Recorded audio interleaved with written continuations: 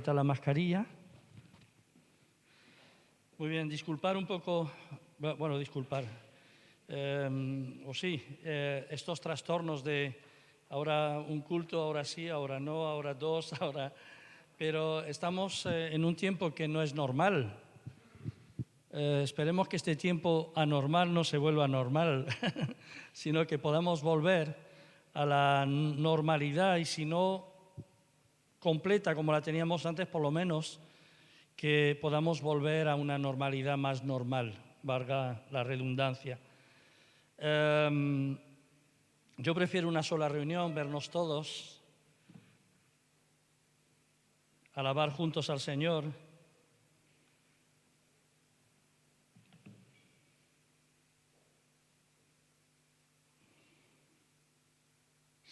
Muy bien.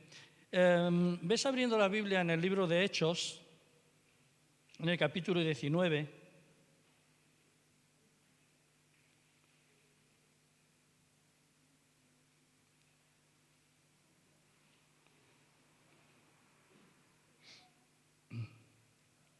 Quiero hablar rápidamente porque tenemos una hora de reunión solamente, entonces quiero ser muy rápido.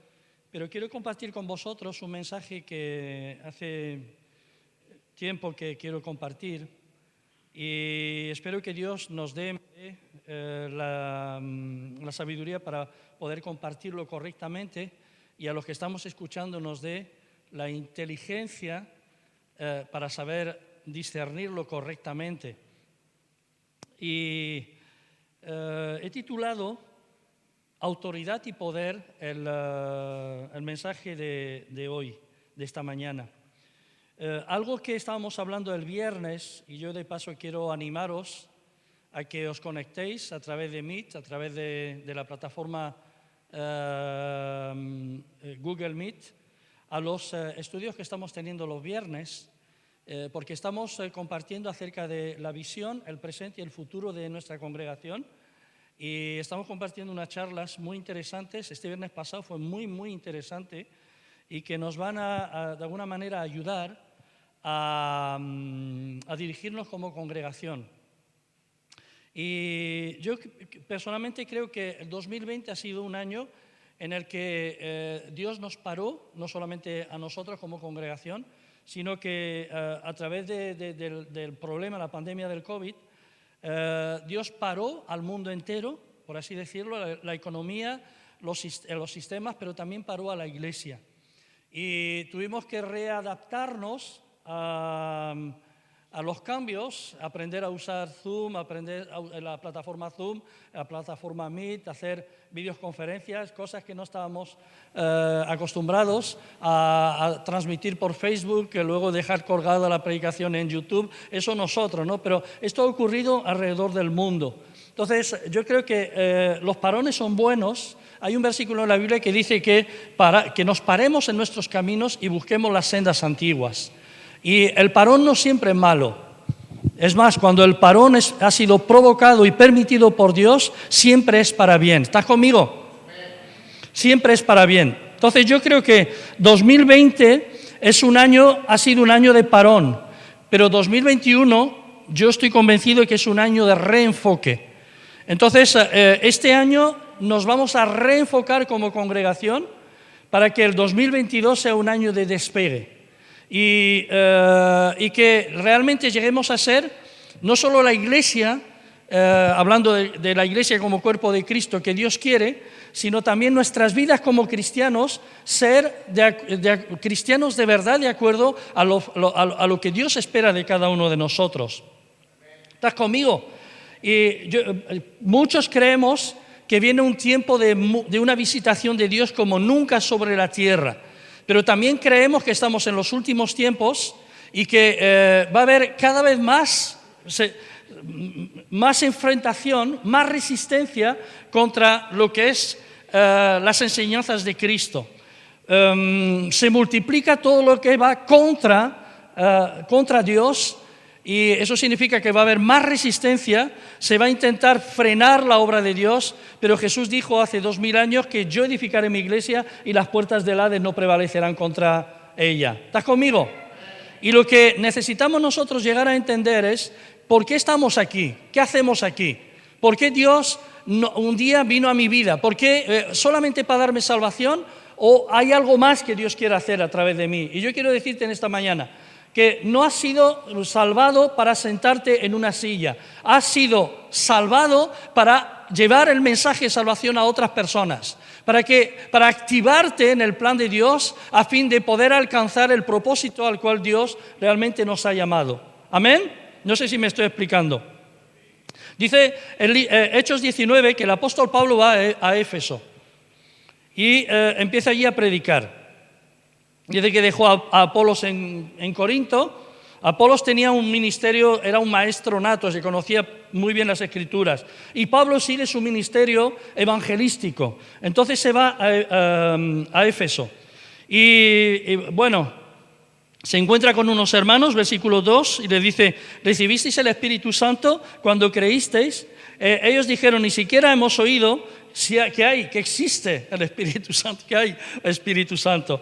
Y Pablo le dice, ¿en qué bautismos fuisteis bautizados? Ellos le dijeron, en el bautismo de Juan, Juan el Bautista, el que predicaba un bautismo de arrepentimiento y bautizaba en el Jordán. Y Pablo les lleva a que se bauticen en el nombre de Jesús. Amén. El bautismo de Jesús. Entonces, diciendo al pueblo que creyesen en aquel que... Bueno, versículo... Dice que cuando oyeron esto fueron bautizados en el nombre de Jesús, del Señor Jesús. Y dice que habiéndoles impuesto Pablo las manos, vino sobre ellos, ¿quién? La persona de la que ellos no habían oído escuchar. El Espíritu Santo. Dice, ¿y qué pasó? ¿Hablaban en lenguas? ¿Que no hablaban antes? Sí. Pero ahora Dios les daba unas lenguas nuevas, unas lenguas del cielo, unas lenguas angelicales, otro idioma del mundo para glorificar a Dios. Y una evidencia de que una persona ha sido bautizada con el Espíritu Santo es el hablar en otras lenguas. Eso ocurrió hace 2000 años y sigue vigente hoy. ¿Amén? Y dice que dos cosas, hablaban en lengua y profetizaban. Eran como 12 hombres. Y tal, dice que Pablo entra a la sinagoga, habló con denuedo por espacio de 3 meses, intentando persuadir acerca del reino de Dios. Versículo 9, pero se endurecieron algunos maldiciendo el camino. El camino eran los que les llamaban los seguidores del camino a los primeros cristianos. Entonces, en lugar de escuchar, empiezan a maldecir. Pero bueno, la obra de Dios sigue adelante. Versículo 10. Dice que así continuó por espacio de 2 años, de manera que todos los que habitaban en Asia, judíos y griegos, oyeron la palabra del Señor Jesús. ¡Wow! En 3 años, el apóstol Pablo consiguió que toda una región llamada Asia Menor escucharan el mensaje del Evangelio. El mensaje del Señor Jesucristo, la palabra del Señor Jesús, no su palabra, no su enseñanza, no la enseñanza de un judío, sino la palabra de Jesús. Llenó toda Asia. ¿Amén? Si un hombre lo consiguió, nosotros 2000 años después también lo podemos conseguir. Amén. Y dice, versículo 11, y hacía Dios... hacía Dios milagros extraordinarios por mano de Pablo. ¿Quién hacía los milagros? ¿Pablo? No. ¿Dios a través de quién? ¿A través de quién? Pablo. Muy bien.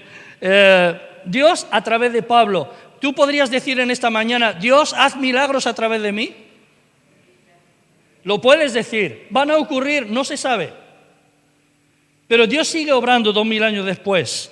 Y si Dios se movió de una manera tremenda hace 2000 años, 2000 años después, antes de la venida del regreso de nuestro Señor Jesucristo, Dios se quiere mover de la misma manera o aún mayor, se me traba la lengua, aún de una manera mayor. Pero vamos a estudiar un principio para ver el mover de Dios hecho una realidad. Versículo 12 dice, de tal manera se movía la mano de Dios que aún se llevaban a los enfermos los paños o delantales de su cuerpo. ¿De quién? De Pablo. Y las enfermedades se iban de ellos. ¿Y qué más ocurría? Los espíritus malos salían. Dice que, versículo 13, pero algunos judíos, exorcistas ambulantes, intentaron invocar el nombre del Señor Jesús sobre los que tenían espíritus malos, diciendo: os conjuro por Jesús, el que predica Pablo. Y dice que había 7 hijos de un tal Esteban. Eran judíos, conocían la ley, habían sido instruidos en la Torá, o sea, en las Escrituras.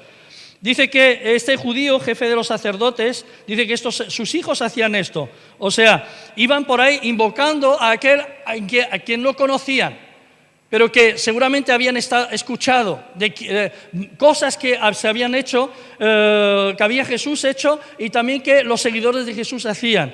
Y ellos intentaban echar fuera demonios en el nombre de ese que predicaba Pablo. Dice...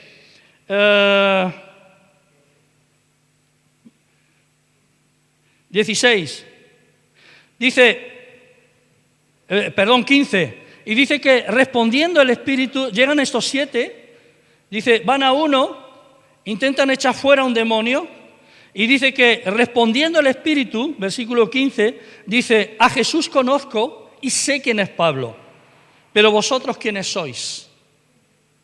¿Quién dijo esto? ¿Quién dijo esto?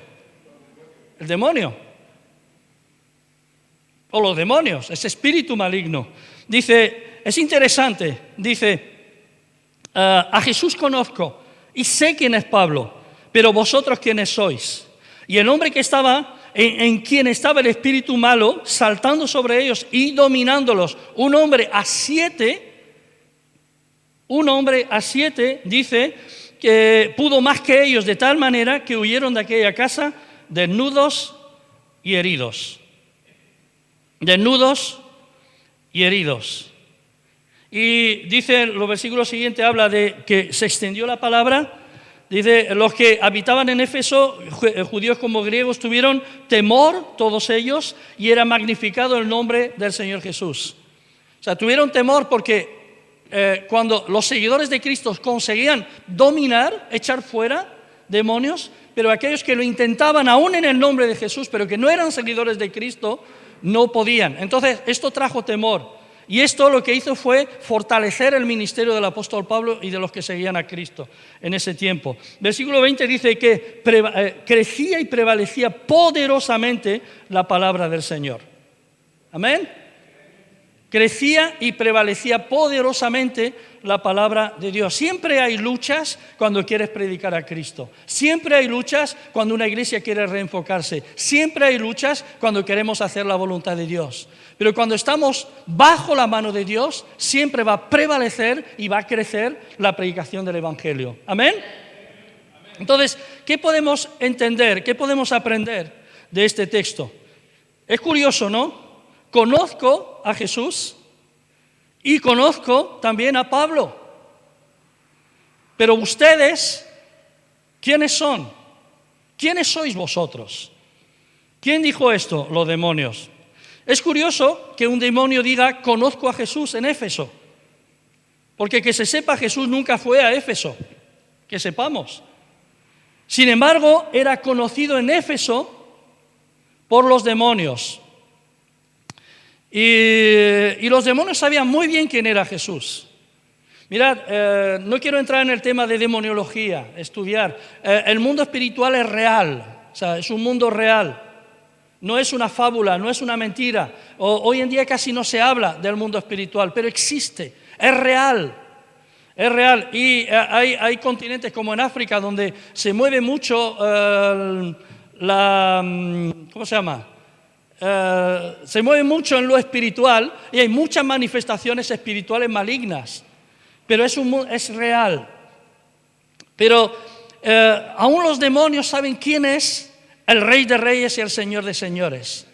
Ellos saben quién es Dios.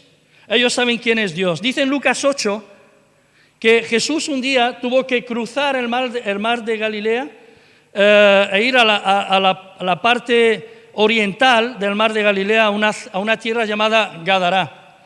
Y dice que allí había un hombre, un evangelio dice que era uno, otro evangelio dice que eran dos, conocido como el endemoniado gadareno. Y dice que cuando era un hombre que no le podían atar, estaba endemoniado. Cuando leemos la historia ves que estaba poseído por un montón de demonios. Dice que cuando lo ataban con cadenas, rompía las cadenas, que dormía y vivía en los cementerios, en los sepulcros, donde estaban los muertos, y que nadie se atrevía a pasar por aquella zona por miedo a este hombre. Pero un día llega Jesús. Y es curioso que Jesús cruza todo lo que es el lago de Genesaret, el mar de Galilea, solamente para ver a un hombre. A ese hombre.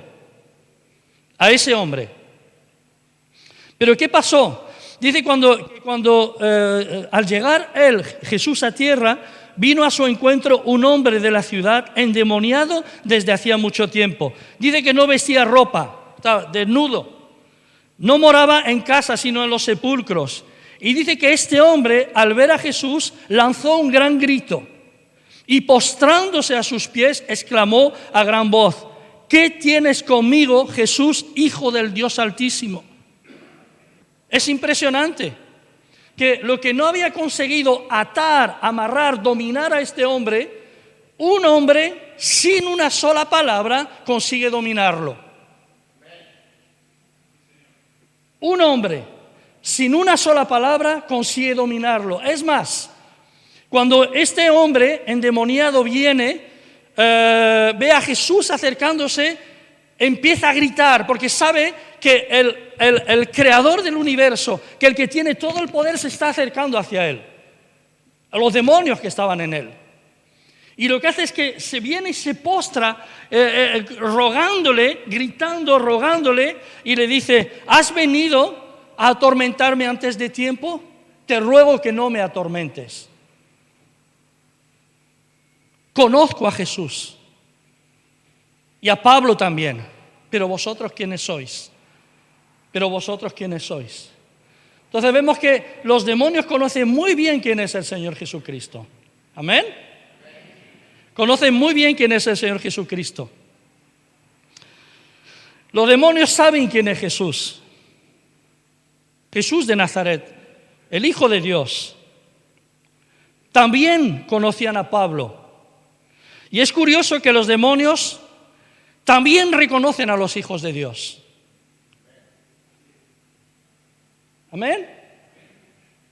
Y esto a mí me da una tranquilidad espectacular, Sé quién es Jesús y sé quién es Pablo, pero vosotros quiénes sois. Y a estos hijos de un tal Esteban les dice: ¿quiénes sois vosotros? ¿Quiénes son? Y aquí hay una enseñanza tremenda. Yo no puedo usurpar un lugar que no se me ha sido dado. No sé si me explico. Intentaron usar una autoridad que no les fue dada. Intentaron usar una autoridad que no les fue delegada. Aunque usaron el nombre de Jesús, solo puedo usar la autoridad de su nombre si Dios me da esa autoridad. Si Dios no me da esa autoridad, yo no puedo usar esa autoridad. ¿Estás conmigo? ¿Estás conmigo? Y es que yo no puedo usurpar una posición que no me ha sido dada. Estos hijos de Esteban y este tal Esteban, tal vez frente a la gente podían demostrar cierta autoridad, pero frente a Dios y frente al mundo espiritual no podían, porque no tenían esa autoridad. Dios no les había dado esa autoridad. Usar el nombre de Jesús no es un amuleto, no es una varita mágica, no es un sortilegio para hacer milagros. Solo puedo usar el nombre de Jesús si camino bajo su autoridad. Y solo puedo usar la autoridad de Jesús si yo camino bajo su autoridad. ¿Amén? No puedo usurpar una autoridad. Por mucho que yo me autoproclame pastor, si no soy pastor, si Dios no me ha levantado como pastor, no seré pastor. Aunque a los ojos de la gente lo pueda ser. ¿Estás conmigo? Lucas 9, del 1 y 6 dice: habiendo reunido a sus 12 discípulos, les dio poder y autoridad sobre todos los demonios y para sanar enfermedades. Llega el día en que Jesús le dice: lo que yo hago, vosotros también lo vais a hacer. Y los envía a sus 12 discípulos, y los envía de 2 en 2. Y les da, ¿qué? Poder y autoridad. Hay una diferencia entre poder y autoridad. Y voy a ver si lo puedo ilustrar ahora, para que lleguemos a entenderlo. Y dice que fueron los discípulos. Y el versículo 6 dice que, y saliendo pasaban por todas partes, anunciando el Evangelio y sanando por todas partes. Iban por todas las aldeas, sanando por todas partes. Lo que Jesús, la autoridad y el poder que Jesús les había dado era efectivo, era real. ¿Por qué? Porque no habían usurpado ese poder, Jesús se lo había dado. ¿Amén? Y en consecuencia, lo que Jesús había dicho se cumplía en la vida de sus discípulos. Aunque luego se toparon con un caso, pero bueno, no vamos a entrar ahora en ese caso, de un niño que estaba endemoniado y no pudieron echarlo fuera, y Jesús tiene que recriminarles por su falta de fe. La autoridad yo no la tomo, se me delega, se me da. Yo el otro día me puse una chaqueta de guardia civil en casa y me miré ahí en el espejo y parecía poderoso, ¿eh?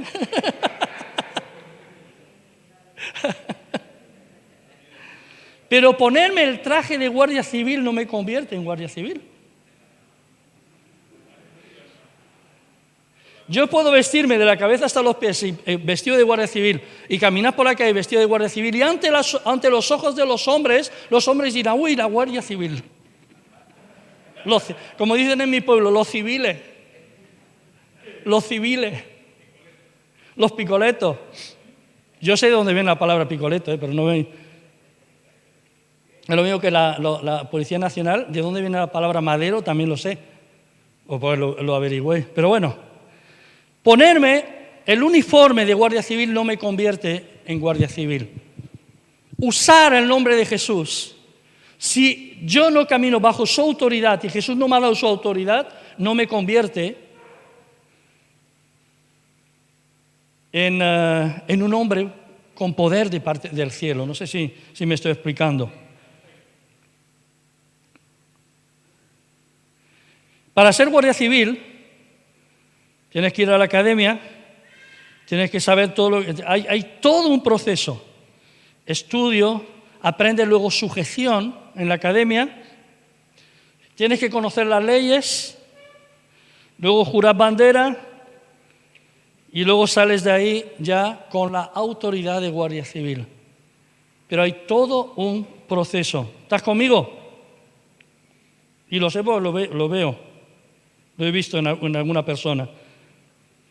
Estudio, sujeción, conocimiento de las leyes, etc. La placa es la autoridad. La pistola es el poder.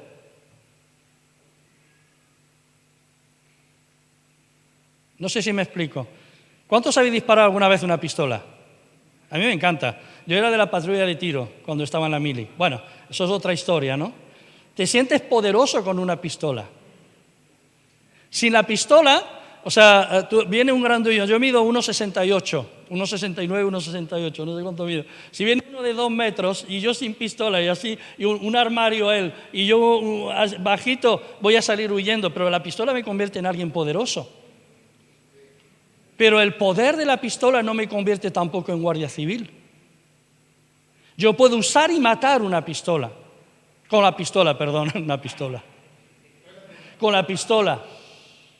Y puedo usar el poder. Pero eso no me convierte en un hijo de Dios. No sé si además que Jesús lo habló muy claro. Muchos me dirán en ese día, en tu nombre echamos fuera demonios. ¿Qué hicieron? Echaron fuera demonios. En tu nombre hicimos muchos milagros. Pero yo les diré: nunca os conocí, apartados de mí, hacedores de maldad. Yo puedo coger una pistola, esto no me convierte, no me da autoridad, la autoridad de guardia civil. Entonces, para entenderlo, Jesús le dio poder y autoridad. La autoridad de un guardia civil es su placa. No sé si tienen placa o tienen, mi sobrino es policía nacional. O sea, o como el FBI, ¿no? Tienen el carnet. Tú enseñas el carnet y dices, yo soy porque tengo esto. ¿Por qué? Porque se me ha delegado autoridad. ¿Quién me delega esa autoridad? El Ministerio del Interior, que camina bajo el gobierno de nuestra nación. Entonces, yo tengo autoridad. Y la pistola es el poder, ¿vale? No te sujetas a mi autoridad, te vas a sujetar a mi poder. No sé si me estoy explicando. Hay todo un proceso. El hecho de usar el nombre de Jesús no me da autoridad ni me convierte en hijo de Dios. Hay todo un proceso. Y vemos el poder y la autoridad que Jesús tenía a través de sus hechos. En Marcos 4:41 dice que entonces temieron en gran temor. ¿Quién? Bueno, como yo sé la historia, de dónde he sacado este texto, están los discípulos en una barca, están en medio del mar, y creo, si no recuerdo mal, que era el regreso de lo de Gadara. Y dice que se levanta un viento que empieza a sacudir la barca. Y empiezan a temer. Jesús está durmiendo y Jesús le recrimina y dice, ¿por qué teméis, hombres de poca fe? Y dice que reprende al viento, reprende al mar, y dice que se hace grande bonanza, o sea, viene una calma sobre el mar. Y la respuesta fue temor.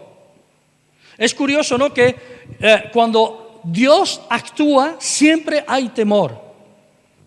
Lo hemos visto en Hechos 19, cuando ven, o sea, lo que había ocurrido con los hijos del tal Esteban, cuando ven la predicación de Pablo, los milagros que siguen, eso trajo temor a la gente. Y dice que cuando ellos dejaron de temer al viento y al mar para temer a Dios. ¿Estás conmigo? Y se decían el uno al otro, ¿quiénes? Los discípulos. ¿Quién es este? ¿Quién es este?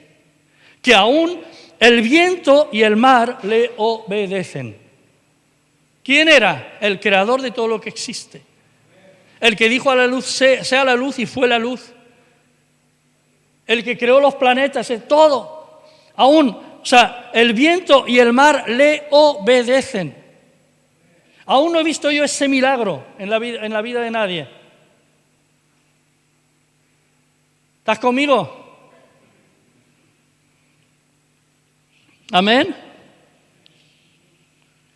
Dice Lucas 4:36, dice, estaban todos maravillados y hablaban unos a otros diciendo, ¿qué palabra es esta? ¿Y con qué autoridad y poder manda a los espíritus inmundos y salen? Están hablando los fariseos, la gente, de quién era Jesús. Y hermanos, uno de los principios que puede revolucionar tu vida y mi vida es caminar bajo autoridad. Caminar bajo la autoridad de Dios. Vamos a leer Lucas 17.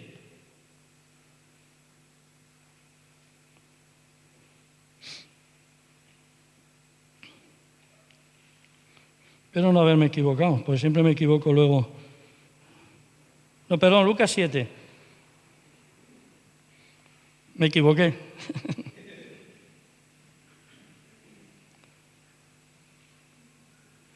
Dice, después que hubo terminado todas sus palabras al pueblo que lo oía, entró en Capernaum. Y el siervo de un centurión, a quien éste quería mucho, estaba enfermo y a punto de morir. Cuando el centurión oyó hablar de Jesús, le envió unos ancianos de los judíos, rogándole que viniese y sanase a su siervo. Ellos vinieron a Jesús y le rogaron con solicitud diciendo, es digno de que conozcas, de que le concedas esto, porque ama a nuestra nación y nos edificó una sinagoga. Y Jesús fue a ellos, pero cuando ya no estaba lejos de la casa, el centurión envió a él unos amigos diciéndole: Señor, no te molestes, no vengas a mi casa, pues no soy digno de que entre bajo mi techo. Por lo que ni aún me tuve por digno de venir a ti, pero di la palabra y mi siervo será sano. Y ahí, mirad, el apóstol Juan dice que Jesús hizo tantas cosas que no hay en la Biblia un libro, o sea, no hay libro suficiente, no hay en la Biblia, no hay libro suficiente para escribir todo lo que Jesús hizo. Entonces, ¿por qué hay determinadas cosas que sí quedaron plasmadas en las Escrituras? En el Evangelio de Lucas tenemos que entender, en el primer capítulo, Lucas dice que antes de escribir indagó diligentemente para saber si eran ciertos los hechos que se estaban narrando en aquel entonces, hablando de Jesús. Lucas no fue uno de los 12 apóstoles. Lucas tiene su evangelio. Lucas era un colaborador de Pablo, era médico de profesión, pero él quiso escribir, plasmar por escrito lo que estaba ocurriendo en aquel entonces. Y él averiguó diligentemente si los milagros habían sido ciertos. Y yo me imagino que fue a visitar, eso soy yo especulando, ¿no? Seguramente visitó gente que habían sido sanados por el Señor. Escuchó el testimonio de los vecinos de esa gente para ver si era verdad lo que había ocurrido. Y él escribió el libro diciendo: y lo que escribo es cierto y es verdad. Y ocurrió verdaderamente. ¿Por qué no están todos los milagros? ¿Por qué hay algunos que sí que aparecen? Porque en algunos tenemos enseñanzas que son principios fundamentales para la vida cristiana. Y este principio, es fundamental para la vida cristiana. Mirad lo que dice. O sea, Capernaum, ¿sabéis que Capernaum no existe? Solamente hay unas ruinas. Y Jesús le dijo: Capernaum, por tu poca fe, si los milagros que se hubieran hecho aquí en Capernaum se hubieran hecho en Sodoma y en Gomorra, se habrían arrepentido, pero Capernaum no quiso creer en él. Sin embargo, un extranjero, un centurión, un romano fue el único que creyó en él. Y mirad lo que dice la palabra, dice, no vengas a mi casa, solo di la palabra y mi siervo será sano. La palabra es esa palabra que reprendió al viento y reprendió al mar. Y el mar se aquietó y el viento cesó. La palabra es esa palabra que decía: solo con una palabra fuera. Aquel hombre endemoniado de Gadará, él no empezó a invocar nada, solamente, permítenos ir a aquellos cerdos. Y se fueron a aquellos cerdos, todos los demonios que tenían. ¿Conocéis la historia? Una palabra, una sola palabra, porque quien camina bajo la autoridad de Dios no necesita solamente una palabra. Su presencia ya incomoda al mundo espiritual. Y una palabra hace que ese poder, esa autoridad, va a hacer que ocurra lo que tiene que ocurrir. ¿Estás conmigo? Y este centurión lo entendió. Yo no soy judío. No soy digno de que este judío que Dios está usando entre en mi casa. Y ni siquiera habló el centurión con Jesús, no hubo comunicación. Mandó a unos amigos suyos, unos compañeros suyos, para que le dijeran: no venga, solo decirle a Jesús: di la palabra, y por tu palabra mi siervo será sano. Pero hay más, dice más el centurión: di la palabra y mi siervo será sano. Porque también yo soy hombre puesto bajo autoridad, y tengo soldados bajo mis órdenes, y digo a este: ve y va, y al otro: ven y viene, y a mi siervo: haz esto, y lo hace. Está diciendo: yo puedo tener autoridad sobre mis soldados porque yo camino bajo la autoridad del imperio. Yo tengo un tribuno por encima de mí, me sujeto a ese tribuno.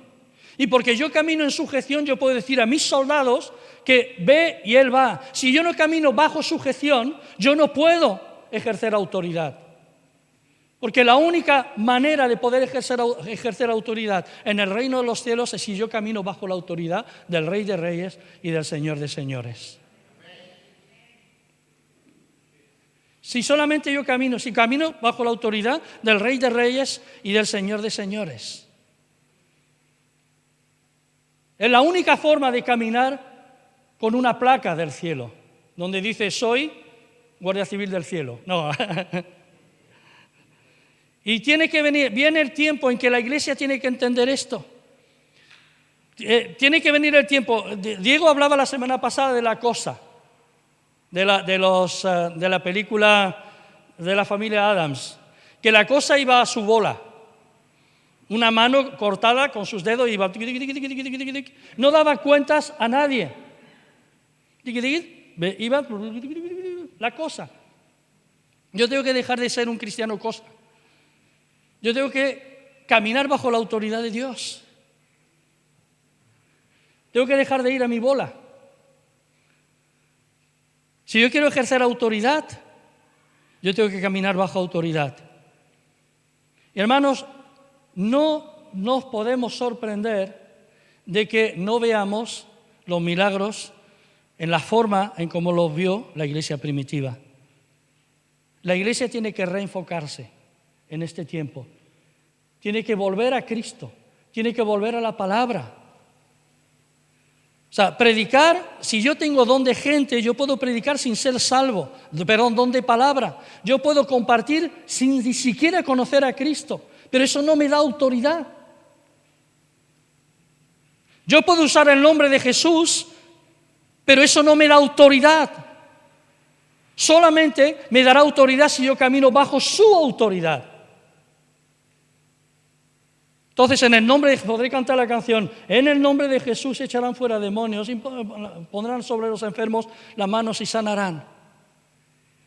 Porque esas promesas son sí y amén en el siglo XXI. Sí y amén en el siglo XXI. ¿Sabéis? Yo no me autoproclamé pastor, nunca. Es más, yo pensé que nunca iba a ser pastor. Pero mi pastor un día puso sus manos sobre mí y delegó autoridad. De esto hace 36 años, 37 años. No, sí, por ahí anda, 33, no me acuerdo. Hasta hoy. Hasta hoy. No vino ningún profeta y me dijo, tú vas a ser pastor. No me puse la chaqueta de pastor y dije, yo soy pastor, aunque mi pastor no lo vea. Serví en mi iglesia. Serví. Empecé de portero. Que me ofendí un montón cuando me pusieron de portero. Pues yo pensaba que servía para más.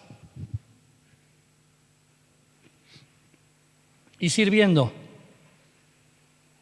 Dios fue encarrilando mi vida.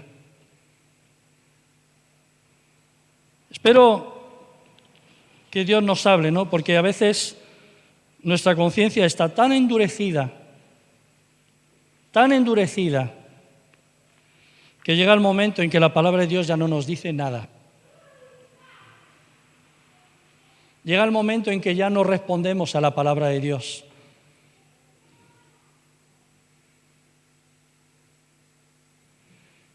Yo creo que aquí hay pueblo de Dios.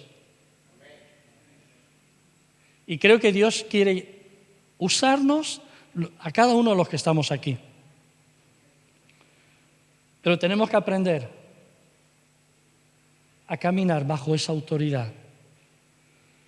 Yo sé quién es Jesús. Yo sé quién es Pablo. Pero ¿tú quién eres? ¿Tú quién eres?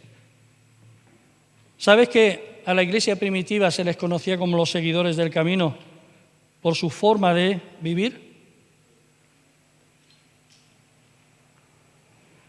La gente quedaba atónita viendo cómo se amaban los unos a los otros, no cómo se criticaban los unos a los otros, sino cómo se amaban, cómo se ayudaban. Se quedaban atónitas. Y podían ver a Cristo en ellos. A Jesús conozco, sí quién es, y a Pablo también. Pero ¿tú quién eres? Yo creo que es tiempo de que dejemos de usurpar lugares, palabras, autoridad que no tenemos. Próximo paso, aprender a caminar bajo la autoridad de Dios. Y aprender a caminar bajo la autoridad de Dios es vivir de acuerdo a los valores que Jesús nos enseñó. Amar, perdonar, bendecir. Aleluya. Dejar de insultar, dejar de criticar. Yo sé que esto aquí no pasa, ¿no? Pasa en otros lugares. Caminar bajo la autoridad me va a capacitar para ver el poder de Dios hecho una realidad en mi vida, en una congregación. Y el mundo hoy lo necesita. 2021, acuérdate, vamos a memorizar esto. Un año para reenfocarnos en la palabra, un año para reenfocarnos en Cristo.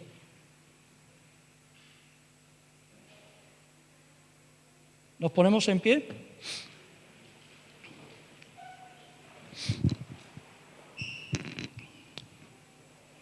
Son las 10:33 en mi reloj. Tenemos que concluir. Aleluya. Yo quiero invitarte, si quieres, a cerrar tus ojos.